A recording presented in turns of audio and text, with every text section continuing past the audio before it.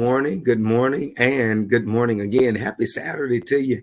We're just thankful for that you were able to join us again on another Lord's Saturday to come and have a wonderful fellowship with you. I want to say welcome to our Facebook Live family who've joined us on this morning. To those of you who are joining by way of YouTube, let me say welcome to you again.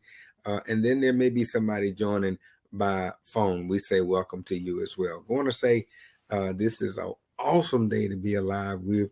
You're able to hear me. What it means is that you have survived whatever life has thrown at you. You should celebrate because you are more than a conqueror on this Saturday. I want to get started today. I want to show you how you can join or even share it with a friend. We're talking about a very interesting topic, and maybe just maybe you want to have someone to join in with us.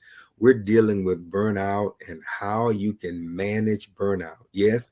And so if you have a friend, a family member, or a church member who's just really at the edge, almost about to check out, I want you to help share some good information with them and give them some tools to walk them back from off the edge of the cliff. So here we have it. You can send them the Facebook Live handle, which is Dr. K.O. Williams Space Ministry, or you can invite them to join us by way of YouTube, Dr. K.O. Williams Space Ministry as well. And if you say they just do not have any social presence, they could actually dial in 605-313-6308, and you see the access code 267853. Listen, we're always interested in your voice and your thoughts. If you have areas that you want us to dive into and provide some coaching around, you can send us that request at your voice. That's right.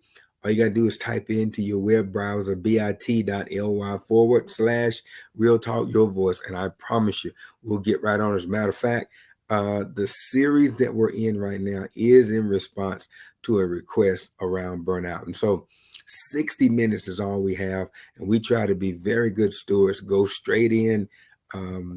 It's a live coaching series on life's issues. That's right, addressing life's issues. We have straight, honest, and definitely transparent conversation.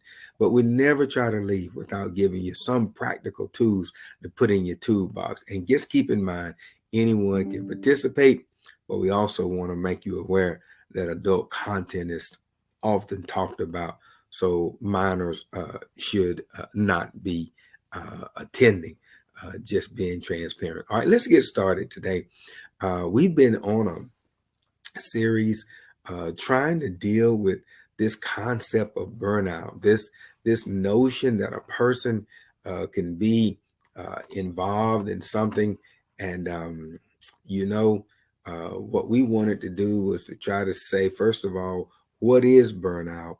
And then secondly, give you some stages of burnout, and then tell you some things to be looking out for burnout. But oh, my friend, we got a series of resources that you could go and purchase as well to give you some strong tools in your toolbox around burnout. And so before we get started, I wanted you to know that this is a continuation from a previous session. And so a lot of the definitions and things have already been laid out in session one.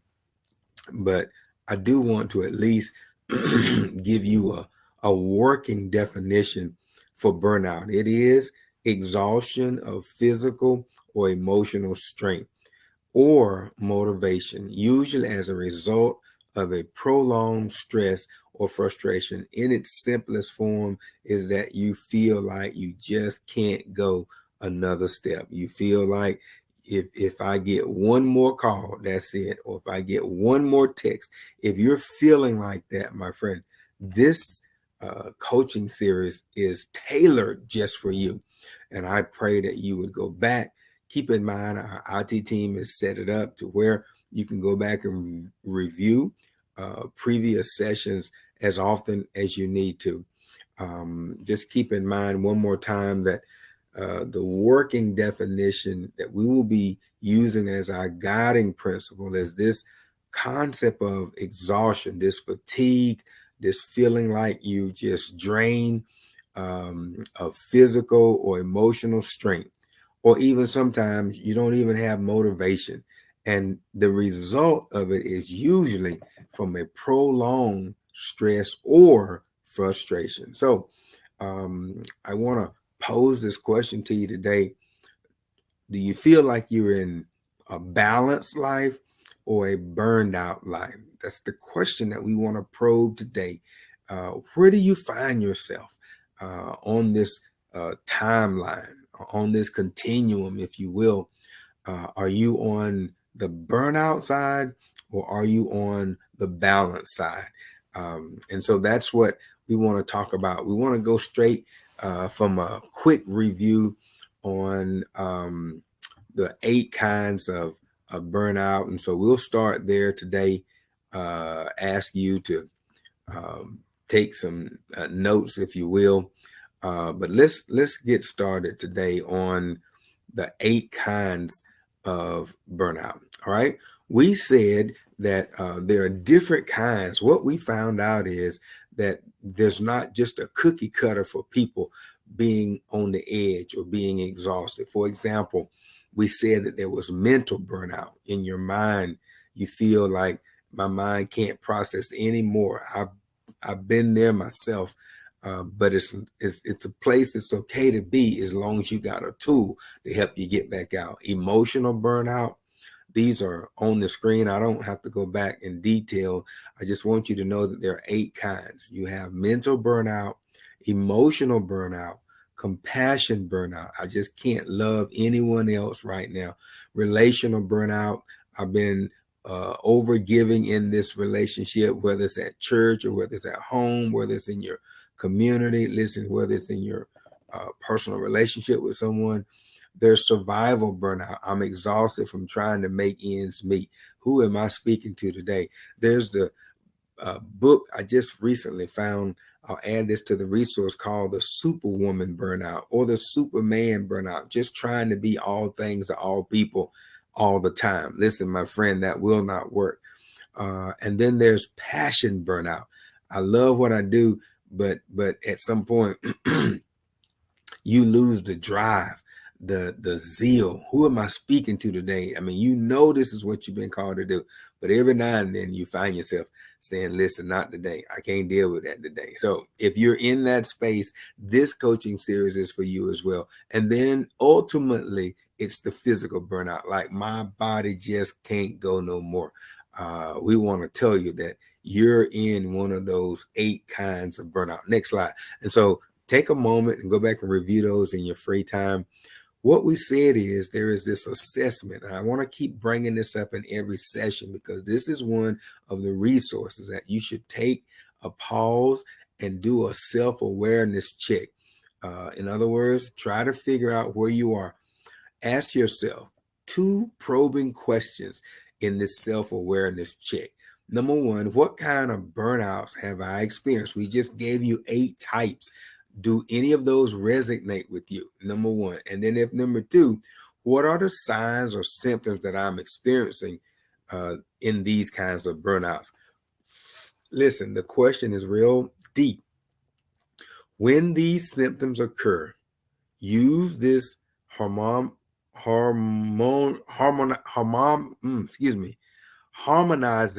concept and get a probing answer on how to deal with burnout. Harmonizing practice. What that means is this. Ask yourself, what do I need to receive to reverse the slide into physical burnout? And then give yourself space or support no matter what. So you have to figure out what it is that you're in need of. Because when you get on that burnout slide, it's a downward slide, my friend. And you just keep sliding until you ultimately end up in what we call physical burnout. That is where you just totally check out. And we're saying to you today that if that is the state that you find yourself in. No worries, because we have tools to help you turn that slide and start going upward instead of downward. Next slide, please. So this is all review. I want to go over this real quickly. There are 12 stages. We said that in these 12 stages, that number one, stage one is you feel there is a strong need to prove yourself. You move from there to a place. Stage two, you keep working harder and harder to achieve this. Stage three, you begin to neglect your own needs more and more and more. Stage four, you are conflicted and blame others or the situation. Stage five, you change your values to focus on work more than your personal passions. Number six, you deny the problems that arise due to work or stress. Listen, it is a big indicator that you're in that stage six when you start denying the problems. You can't deny them. You have to hit them head on. Stage seven, you withdraw from social life and your family as well. These are signs, stages that you're working your way up to stage 12. And at any point, you can turn it around. You just got to acknowledge where you are on these 12 stages. Stage 8, your behavior changes, which upsets your loved ones. In other words, you become not your regular self, and people start asking, why are you acting out of character? Why you're not normally like this? This is a strong indicator that you're around stage 8. Stage 9 keeps going.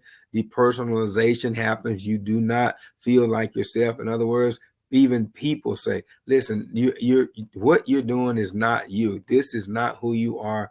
It is a strong indication that you're up around stage 9. Stage 10, you feel empty and numb. It is a big, big, big issue, stage 10, because you're at a place to where no longer you have the compassion or the drive, even the feeling. It's just an empty shell. If anybody's feeling like that, we've got some resources for you. Stage 11, you feel depressed, lost, and completely exhausted.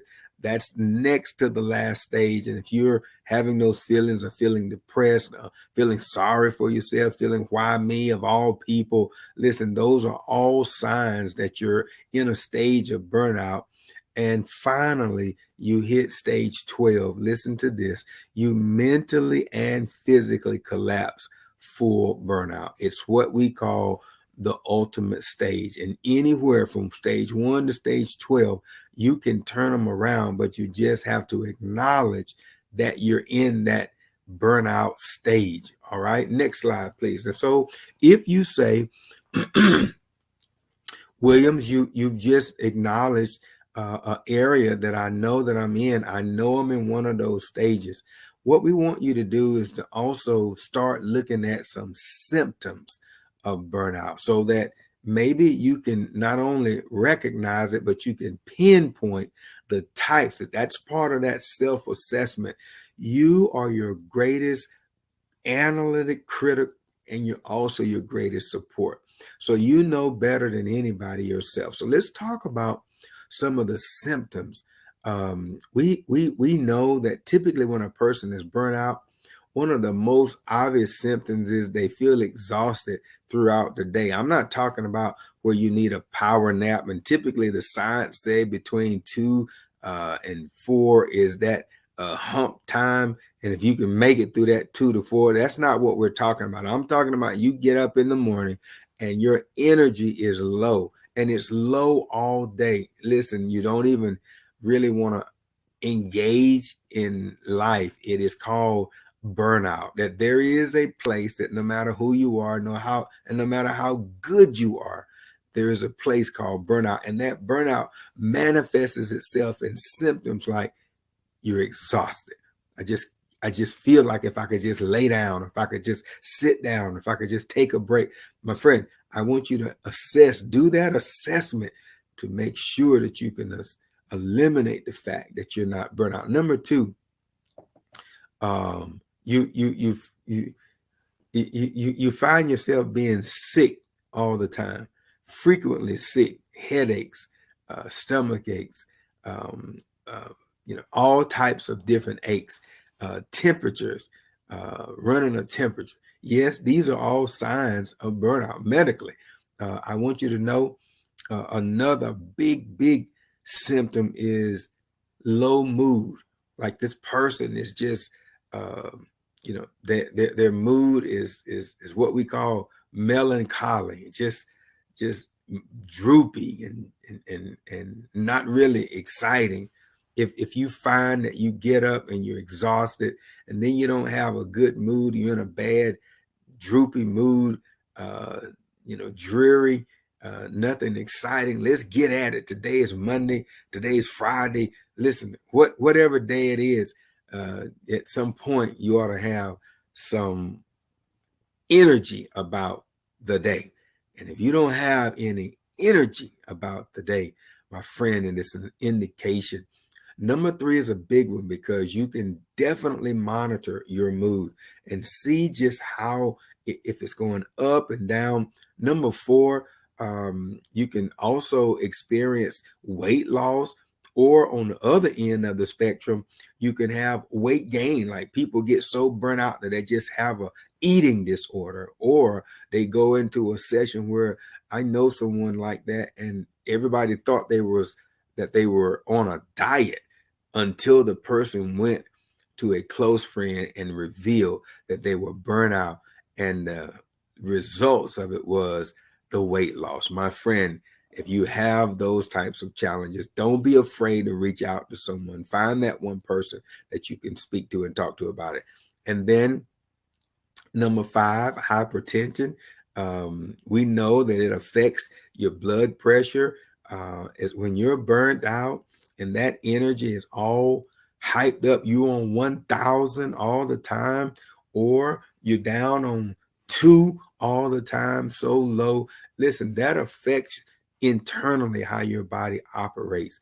And we know the science says that when you get burnt out, it can even affect your blood pressure. So we have a lot of things working, but I'm just giving you some symptoms for you to be on the lookout. Number six, low self-esteem.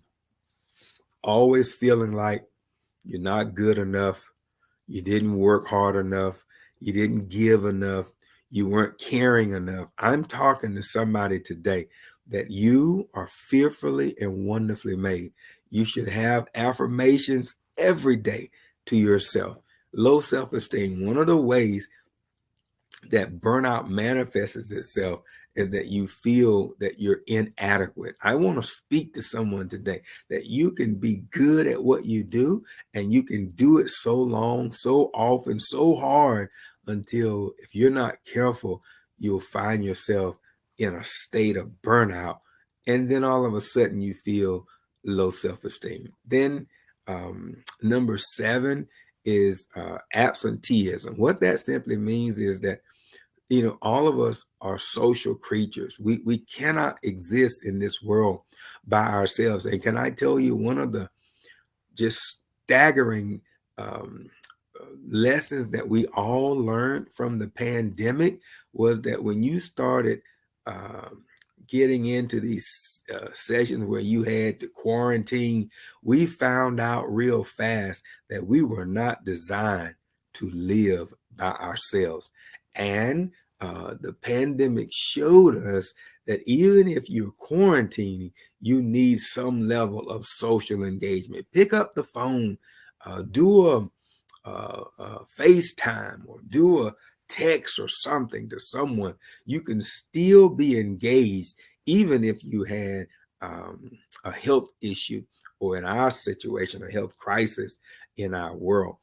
Absenteeism, that you've typically been that person who's always been able to connect with people, and then now you feel yourself kind of like in a shell, zombied out, even in a crowd. Because can I tell you something? I have learned that people can be present and still absent. As a leader, when I have meetings and I have team members, I ask the team members, are you ready for this? This is a good test for you to have assessment around. And I ask myself, what percentage are you present? Because you do know that you can be in a group and only be 10% present. Like there was a song that says your body is here, but your mind is on the other side of town. Listen, my friend, These are all signs and symptoms of burnout, that you're in the crowd, but you're still absent. Um, be careful about that one, because it can happen so fast. Some people even attribute it to daydreaming, like you're in the presence of other people, but you're so drained out until your mind just wanders and you find yourself way in other places mentally, and your body is still with some other people. And then number 8 is this notion about being anxious. It's another way of saying, do you feel nervous? Like your energy is always on 1,000. I don't know who I'm speaking to today, but I want you to know that these are some symptoms that if you find yourself being overly anxious all the time, overly nervous, and even to the point of manifesting what we call nervous twitches and things of that nature, it is worth you going back to that self-assessment. Look back over those 8 types of burnout and see, am I actually in one of these 12 stages and didn't even realize it? Like, I was so into what I was doing, I didn't even realize that I had slumped down, slid on that slide down into burnout. And then number 9, um, you see this in a work, low commitment to work. But can I tell you, I've seen people in church be burnt out. They've done the commitment of church so long, so hard, so passionate, until all of a sudden you see them on the committee, but they don't have a lot of contribution, or you see them on the team, but really and truly they're not really engaged, or it even manifests itself into their Christian and disciple worship. You see the person at church, but it's like they're zombied out. They're just kind of going through the motion. The worship leader says, clap your hands. Oh, they clap their hands, but there's no engagement. Or the worship leader may say, give God a wave. And I tell you right now, I've seen it from the pulpit. I've seen people just going through the motion. It's almost like they're a shell sitting in the pew. Low commitment to family, the same thing. Listen, these things, you can be so burnt out until your ability to make commitments, you find yourself signing up for something and then don't follow through. Am I talking good to anybody today? You find yourself saying, oh, you know what? That's a good book to read. You'll start reading 5 or 6 or 8, 10 pages, and then you'll find yourself slowly but surely not able to stay committed to whatever it is. The lack of commitment is an indicator that you're burnt out and don't have much to give. And finally, another symptom is reduced performance or productivity. It ultimately manifests itself. I've seen people that can do 3 times the work of other employees. But I just shared with someone just this week that the reality is you can share and give, and then ultimately what you will find is that you're carrying the load of others. Others are riding the bandwagon, as we used to say years ago. Am I talking to anybody? You feel like you're the one who always has to carry the load. And at some point, you get to a place, as I was sharing with the colleagues just this week, that your mind says, you know what? Let them do something. You know what? Let them try to get on the band. You know what? I've done my share. And when you get in a state like that, it's a very dangerous place, because it's the manifestation of some symptoms around burnout. And I want you today to do me a favor. Take time, go back to this slide, look at each one of these, analyze them one by one with that self-assessment, and you ask yourself, do any of these reflect me? And then you have to do that harmonizing exercise and ask yourself, what is it that I need to reverse this? Listen, and then don't take any exceptions.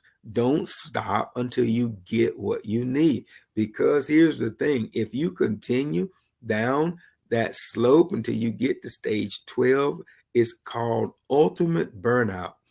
It affects you mentally, it affects you spiritually, and it affects you emotionally. It affects you financially. Listen, there is so many downsides to going all the way down to stage 12 in the burnout process.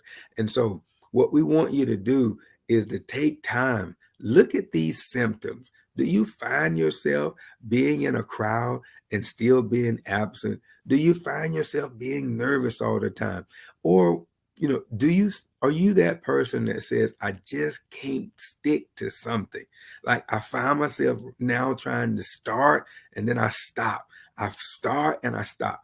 I don't know who it is I'm speaking to today, but I'm telling you, if you're having a problem trying to commit, you may want to do an assessment just to make sure that you're not encountering any of these symptoms of burnout. They call it symptoms of burnout syndrome. Next slide, please. And so let's talk about for a moment 10 ways to combat burnout. This coaching series is not only about the what, but we also talk about the how. So many people talk to us and they'll tell us what we're not doing, but they won't tell us how to respond to it. And so I wanted to go a step further and not only tell you that there are 8 types of burnout, but I also wanted to talk with you today around at least, there are more ways than this, but at least 10 ways to put your boxing gloves on and start fighting back to burnout. Now, I tried to do cross sector. This works in work spaces. This works in faith engagement spaces, that is, in your church life. This works in communal spaces because I know people who are what we call community drum majors. They're social justice activists. And I want to tell you something. If you're not real careful, you're doing what you do and you're doing it well. If you're not careful, you'll experience burnout. But what we wanted to do today was to say to you, here are some ways that you can put your boxing gloves on and declare boldly that I am not going to stay in this stage. I want to talk with you before we get too far down that path and just remind you, it's okay. We all have our encounters with life's ups and downs. But what I wanted to tell you is there's a gentleman, a gospel artist named Pastor Donnie McClurkin. And he writes this song and it says, we fall down, but we get up. My friend, it matters not to me who you are, where you come from, and what you have. If you live in this perimeter called life and you function in the framework of life, there are going to be some times where you are up, some times when you're down. Some even wrote the song sometimes when you even level to the ground. That is simply to say that life happens. But he says we fall down, but we get back up again. And he goes further to make the proclamation, for a saint is a sinner who fell down, but they got back up again. I want to ask somebody today that if you find yourself in the grips of burnout, I want you to celebrate with me that there is a way back out. Make up in your mind, put your boxing gloves on and start fighting for your balance in your life. Somebody said, what we're fighting for? Because there's 2 bookends. You either burnt out, Lord have mercy, and you don't have anything else to give, or you're on the other side and God has blessed you to live a balanced life. Listen, you have space for everything and still space for yourself. That's called a balanced life. Who am I speaking to? And if you're in that space, may God bless you real good, because you're in a minority, because most people don't know how to fight burnout. And that's what this slide says. Combat, that means figure out how to fight back. So let's talk about 10 ways to fight back today. If you're in any of those 8 stages that we talked about, if you're in any of those 12 arenas, we want you to know, number one, being aware. Education is powerful. That's why I wanted to give the signs and symptoms first. One way to combat burnout is being aware of the signs and symptoms. This can help you combat burnout early on. So the fact that you know the signs and the symptoms, when they start manifesting themselves, you wake up one morning and you say, oh man, I got a mood swing going on. And listen, it's okay for the one time, but if you're waking up every day, my friend, and you have mood swings, it is a sign that you need to start fighting back and figure out how I can regain my self-esteem, my moods, and my energy. So number one is learning the signs and symptoms. I pray that you would take this PowerPoint and go back and review so that you could know one by one. Then send us a message. Let us know if it's helping you. Number two is rest and recovery. Listen, schedule times into your week to engage in active rest and recovery. Do you know the science says that you should schedule times on your phone where you put do not disturb, or we'll call back later? What I'm finding is sometimes the things that we're considering emergencies are just conveniences, and you have to learn to create boundaries. We did a wonderful PowerPoint session around boundaries, knowing when to say close for business. Listen, the reality is some people's emergencies is nothing more than a lack of planning on their part, and you cannot allow their lack of planning. Am I talking good to anybody today? You cannot allow their lack of planning to create an emergency in your world. Listen, the reality is, I'm from a military town, and they had this, my military Marine friends had a 7P mantra. I want to share it with somebody in an effort to help you to combat burnout. It's 7Ps, and they say proper prior planning prevents piss poor performance. And can I tell you something? The reality is that if you set up boundaries, that there are times that you're just not available, that there are times when you're about self-care. I want you to know that I believe in that.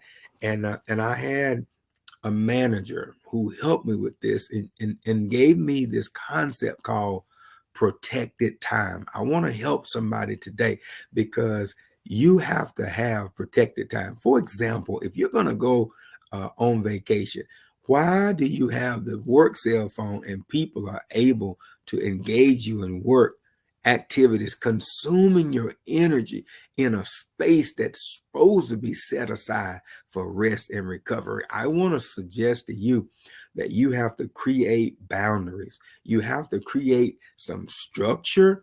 And also, when you create it, you have to force people to adhere to it, because the reality is they will plow right through your boundaries if you don't force them to adhere to them. So if you're in a space of burnout, one of the best things to do is to establish some rest time.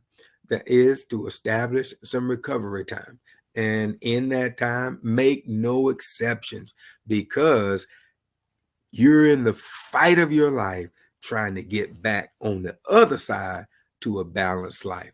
And then number three is a workload. Let's talk about a workload. Share your workload, and don't be afraid to ask for help if you're feeling overwhelmed. I don't know what it is that's inherently built into humans that will cause you to go past your limits. Like, the doctors told you don't lift more than 10 pounds.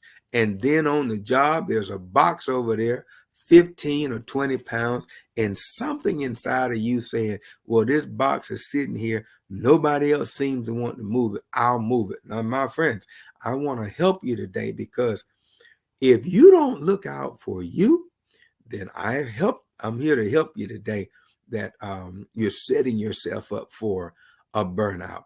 And nothing any worse than doing a good thing but getting a bad result. Listen, I share this with people, and a professional told me they wrote it down. I shared with someone the workload. Listen to this. When helping you hurts me, I have to stop helping you. I want to help somebody today, because we have this burning passion to want to help people all the time. But when the workload becomes overwhelming, my friends, I kick into this mantra that says, when helping you hurts me, I have to stop helping you, because I don't want to end up in a state of utter burnout. And so I'm going to suggest to you today, look around, assess your workload. A gentleman told me, and this is a wonderful place when it talks about feeling overwhelmed. Know when it's the right time to ask for help. Because here's the thing, you can work so hard, make all these sacrifices, and then, can I tell you something? If you mess around and have a burnout to where you're mentally and physically disabled, most jobs will have your position filled before you can even get a good diagnosis from another doctor. And be clear about one thing, even in the church, sometimes we have this notion that no one can do this but us. But I want to tell you something.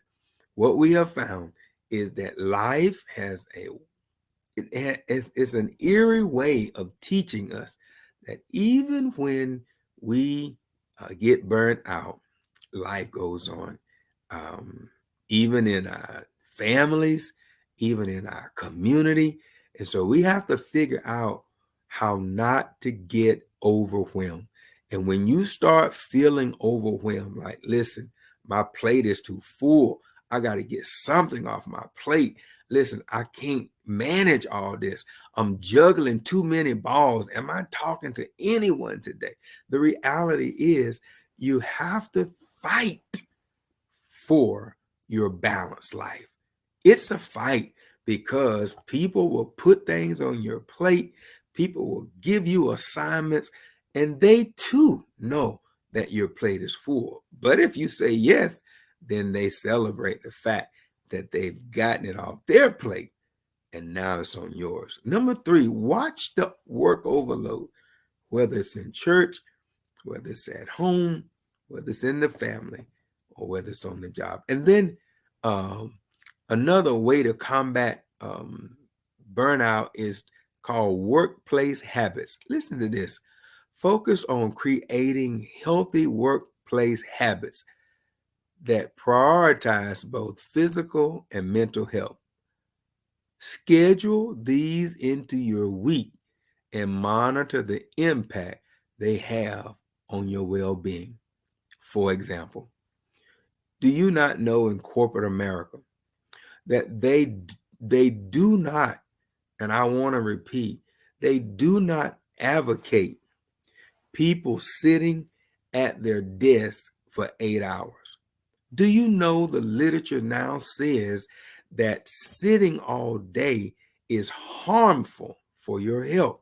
That at my office, we have these what they call moving tables. Like, I can push a button, push my chair back and stand up and raise my desk to where I'm standing and working at the same time. Corporate America has figured out, listen, churches now are asking parishioners, even in worship services, listen, you're teaching these sessions, and every so often you ought to have a stretch break. Listen, Have the people stand up, turn around, stretch, talk, do something. Uh, Sitting in long lecturing sessions now, we know now is not a healthy exercise. And so for me, on the job, I'll get to a place and I'll just stop.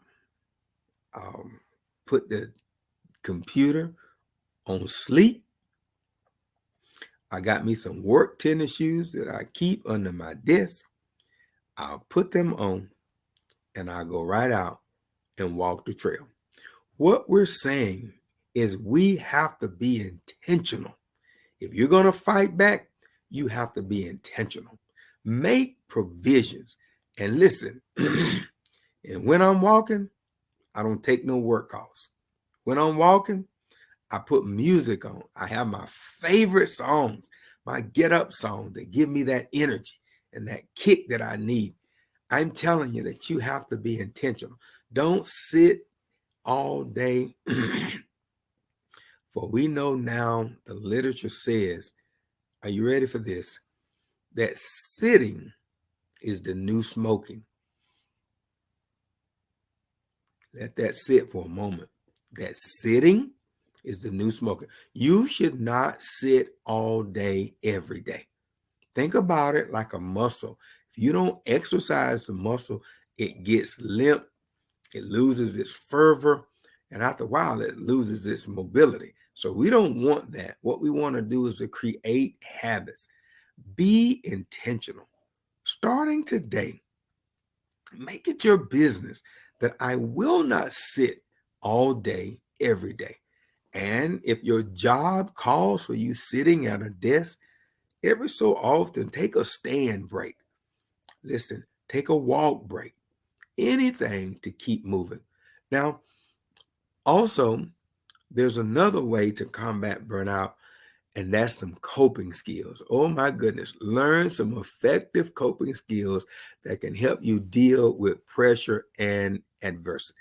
For example, I teach people always in conflict resolution about a concept called square breathing. My friends, when you're in conflict resolution, it has saved me so many regretful situations. So what conflict resolution says is if you're going to be effective, you have to have a coping skill. I call it square breathing. And I make a complete square all the way to 10, 1001, 1002, 1003, 1004, 1005, 1006, 7, 8, 9, 10. Then I go down, then I go the other way, and then I come back up. 10 seconds. And can I tell you, those 40 seconds could make the difference between life and death. Learn when you're burnt out, when you're at your wit's end, when you say, I can't take nothing else, at least try square breathing. 10 seconds straight, 10 seconds down, 10 seconds back, and then 10 seconds back up. I've had students when I taught in the public school system, they sitting there swole. And I said, give me some square breathing. They knew exactly. I had a mentoring program there, and I would ask them for square breathing. And what we also know is there are other coping skills. Like, for example, for me, I typically, if in a conflict resolution state, I have a favorite quote or a favorite scriptural text that I recite internally. And then sometimes, if necessary, externally, so that I can put a buffer between me and whatever that burnout issue is that's about to make me explode. I want to say to someone that you should find, if music is your thing, figure out how to get that special song into your hearing before you make that response. Or if scriptures is your thing, figure out that scripture that you need to recite before you respond. Because, my friends, it could make the difference between life and death. And then, as we talked about, another way to fight burnout is to exercise. Yes, staying active and regular exercise is a great way to boost your mood and reduce stress. It's kind of backwards because in your mind, you think, oh my gosh, I don't want to go out there and walk and I don't want to go out there and run. It's just so in your mind, it makes you feel like you're going to be wore out. But the reality is that there are certain energy enzymes, listen, all types of beneficial um, uh, things that happen when we exercise. For example, check with your doctor always. But what we know is when you walk, the science is now real clear that it helps with so many things like your mood, like your breathing, your heart rate, your oxygen. There are so many wonderful benefits just in walking. So I had somebody say, well, Reverend, I got bad knees, Reverend, and I can't walk. And I said, well, wonderful. We got something for you too, and it's called sitter size. Oh, yes. I work with the local parks and recs, and they have sitter size um, groups that come, and guess what? You can sit in a chair. Oh, yes, my friend.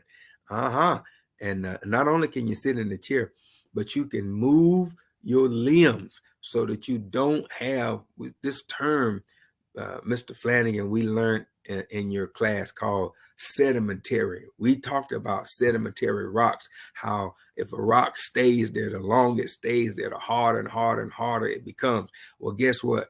We now know from the science and the literature that our bodies are the same way. That if you sit and sit and sit, your body becomes harder and harder and harder. Your arteries become more clogged, and you don't have, when you walk, it pushes that blood through those arteries at a faster RPM, which removes a lot of plaques and things that are inside your blood vessels. Listen, there are so many benefits in exercising, and I'm just going to challenge you to figure out a way, even if you can't do nothing but do sitter size, but move. As a doctor said, just move something is better than sitting there and doing nothing. All right. And then another way to combat burnout is what we call switch off.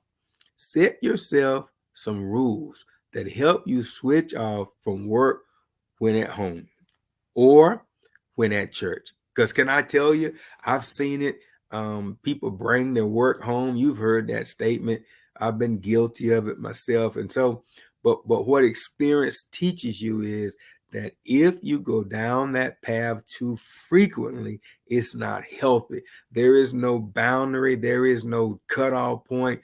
It's called a demarcation line. That's this line between A and B. And everyone should have a demarcation. Now, one of the things that the pandemic has also illuminated is this remote working from home. And I'm telling you, we're struggling as a people trying to figure out how do you work at home and still create boundaries. Well, I can tell you how. Turn that computer off, unplug it, take that phone and put it on do not disturb, and go out and walk. Just lay on the couch or do something that will cause you to have more relaxation time. And we know that I'm not sure, we talked about this once before, that when you're stressed and angry, that you release certain enzymes. That's exactly right. Dopamines. These things are not healthy for you. But we also know the science has now proven that when a person is happy, that they too release enzymes that are healthy enzymes, which help them have a fighting chance. So I just want to say to you, learn to have a switch. And when that switch comes, you just simply say, I'm sorry. but I'm just not available. And in church, we're the same way. Listen, I know people that just give and give and give. And when I want to talk about the switch, this is a good place to ask you, is the word no in your vocabulary? Because sometimes part of having a switch is to say to someone, I'm sorry. I would love to, but I'm just not available. Or I just can't process that right now. My friend, I want to help you. My time is running close to ending today, but I want to make sure that you understand that you need to fight and fight hard, because once you start going down that slide, you have to have a mechanism to help you to get back out. Now, you also need another way to combat is support. Make sure you have support systems in place, like family, colleagues, friends who you can talk to when you feel stressed. One of the things that, as a faith leader, I try to encourage people who are going through grief is that, as insensitive as it may sound, you're not the first person who's lost someone, but everybody's grief process is different, right? The stage in which you progress through that grief process is totally different than mine. We all have our own pace. But one thing that is a non-negotiable in grief is that you must have a support system, that there are people that will allow you to have your moments, but they'll also say to you, my friend, you can't stay in this place. You can't stay in this house with the shades down, with the TV off, and not eating. That's not healthy for you. And you need a support system to help you to realize that you're in those stages. And when you have a support system, you have to let them in, because people can only give help that you're willing to receive. And so I want to challenge you today, as I try to bring this session to a close. There are 10 ways to put your boxing gloves on and fight back. Also, your environment. Understand the demands of your environment and think about what resources you need available to you to cope with those demands. For example, if you know that you're in a stressful environment at work, maybe, just maybe, you should examine if it's worth continuing down that path. Maybe the immediate fight back is to change that environment. Because what I have learned is sometimes we can't change the environment, but we can change us. Oh, somebody ought to catch that one right there. No, I might can't change the stupidity that I have to deal with on the job, but I can determine how much of that I want to deal with. Oh, let me talk to somebody today that there are ways that you can control your response to the environment. Or let me say it this way, that you don't have to respond to everything that's in your environment. Sometimes I want to give a shout out to my mentor who has uh, gone from labor to reward, Reverend Walton. He used to say this phrase, that in your environment, sometimes stupidity happens. And he say that I don't have to dignify it with the response. That's going to help somebody right there. Because the truth of the matter is, I can't control what comes at me, but I can control how I respond to the environment to which I'm in. And can I tell you, one of the best places is to demonstrate that you have control over your environment. Oh my goodness. You want to talk about minimizing burnout? It's when you can demonstrate to the conflict, to the person, to the situation that no, I can't control your response. And I ain't even sure why you said or did what you did. But what I can do is I can control my response to the environment. It's a game changer. And I promise you, it'll set you free. And then finally, your values.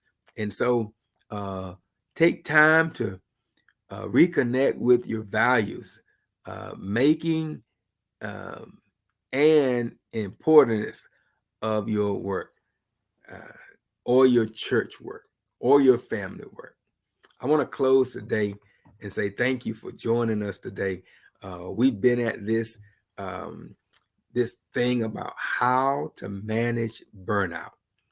Um, and so we'll stop right here.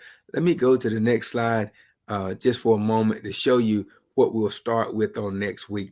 And so we'll start here. If this represents you, we're going to start there next week.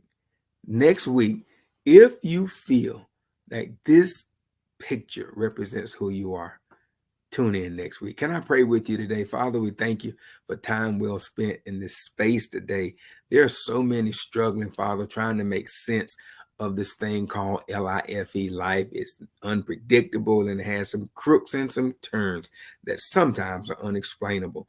In our effort to give our best, sometimes we find ourselves low in energy and low in morale. But today, we thank you for an opportunity to bring energy and awareness on how to manage burnout. This is our prayer in Jesus' name. Amen. Hey, listen, tune in next week. I got some books and some resources. I've done a lot of the homework for you, and I can't wait to share it with you. Till next week. If you know someone who's struggling, you've heard them acknowledge to you, you know what, friend, my plate is too full, or friend, I can't go no more. I can't process nothing else. I want you to ask them to join us as we lay out some principles and some concepts on how to deal and manage burnout. Until then, may God bless you and may heaven smile upon you.